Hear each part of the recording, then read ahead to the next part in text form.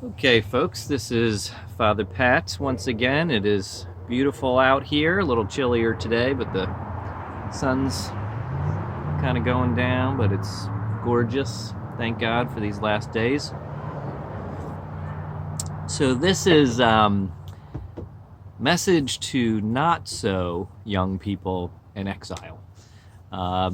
So I had a comment about, basically, is there any message for the not so young? So this is my message for the not so young. So, from what I understand, our, let's say, mature adults are mainly coping very well, and I think we can chalk this up to the fact that you've been through everything, been through all kinds of ups and downs and difficulties and everything, and you've come through, and that has built resilience. And so you might actually be better able to handle a lot of these things than some of the other generations.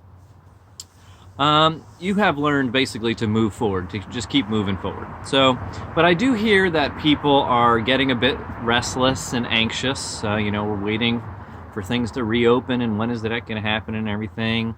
And also that there's a lot of fear. We have lost control, some of our control. Our life is turned upside down. Many of the routines, our daily routines, are actually off limits right now. We could be frightened. What would happen if I contract COVID? With my health problems, I would probably be a goner.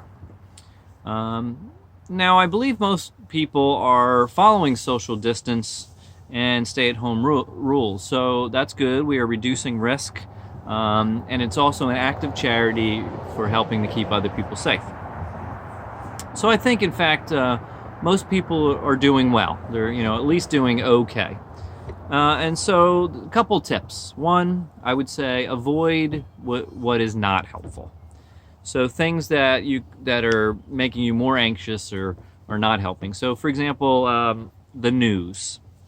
And I think I certainly learned from 9/11 that there is such a thing as too much news. In fact, that voice tone of everything is crisis. The news today, it's like seems like it upsets me. And so if I hear it too much, it really kind of bothers me. So I have to ration how much and what methods I'm using to get the news. So I would certainly keep an eye on the news and what blogs you're watching and reading the paper. But notice if it is helpful or if it's kind of upsetting you. And, you might want to focus on different things. And also I would avoid excessive imagining of the worst possible outcome and focusing on things that upset you in the world.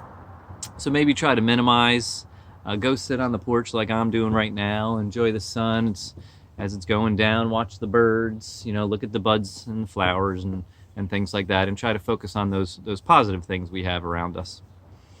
Number two, I would say acknowledge grief. Whenever there's loss, there's grief. So many of us have lost people due to this disease. Many of us have lost close friends, relatives, fellow parishioners, some to COVID, some from just other causes.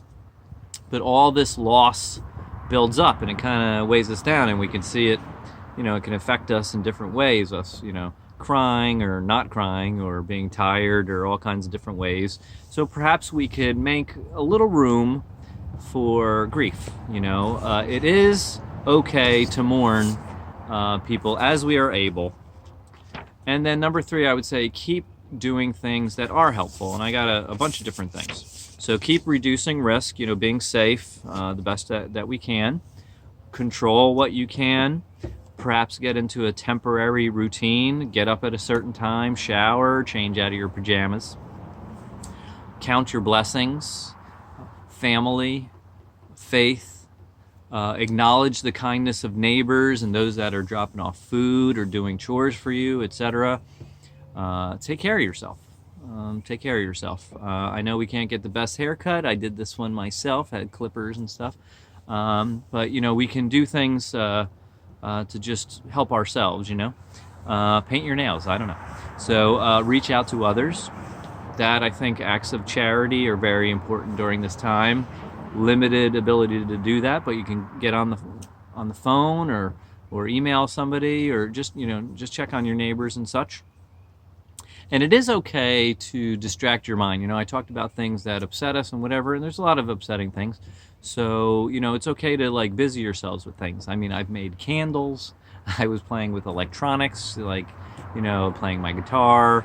Obviously, I'm doing stuff for the church. So, keeping your mind busy, keeping your body busy. I said to the young ones in one of my previous videos that idle hands are the devil's playground. You've heard that saying. So, you know this. So, keep busy. Don't be idle. Be creative, right? So painting, coloring, journaling, things like that. I don't know, sew some masks, or if you know how to sew, all kinds of things that we could be doing, right? And lastly, certainly prayer. I have said to people that I think I'm praying twice as much. I need it just to maintain. So as people of faith, prayer is essential. And remember, we don't tell God what to do, but rather we are called to surrender to his will. Psalm 37 is very good at this. And so in the end, que sera, sera, what will be, will be. We can't control that. The Lord is in control.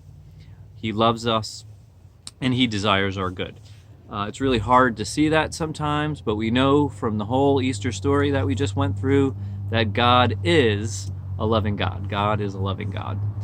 So chin up, my friends. We are coping, not doing too bad. If we are really hurting, reach out. Try to get some support. It's like a seesaw. A lot of negatives, so we have to add positives into our lives. We have made it this far. We can keep going. So keep praying for our nation. Keep supporting one another. Acknowledge the heroes in our midst. So I look forward to seeing you all back at church one day when we will worship God, the good God, and his son Jesus, thanking him and helping him, thanking him and for helping us make it through this. And he always promises to never leave our side. God bless you.